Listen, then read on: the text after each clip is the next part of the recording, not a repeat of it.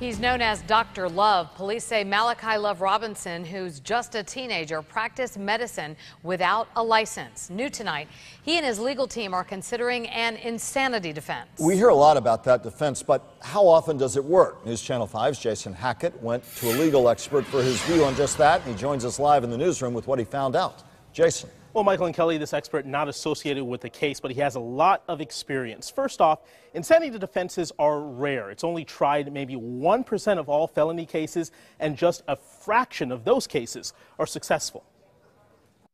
I'm not pleading guilty because, honestly, my attorneys will handle that. And just last month, those attorneys for the so-called Dr. Love filed these documents saying they are, quote, exploring the viability of a defense focused on limitations presented by the defendant's mental health. You have to admit the crime, and you then go for a legal defense to demonstrate why you committed the crime. Attorney Michael Selnick, with more than 3 decades of legal experience, has been involved with insanity defense cases before. He tells me proving insanity is an uphill battle.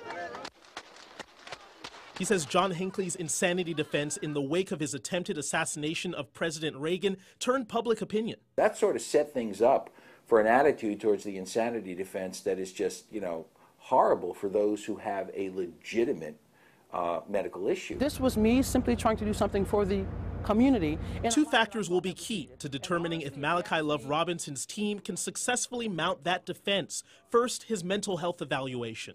If they tell me it's there, I take it to the bank. If they tell me it's not there, I'm not going to go shopping for 10 other experts. I'm going to have to look at another way to deal with the case. Documents indicate Love Robinson has undergone the evaluation, but the results have not been made public. Factor 2, the jury selection. You've got to craft your questions in such a way that a jury understands you're not trying to put one over on them. It's not a technicality.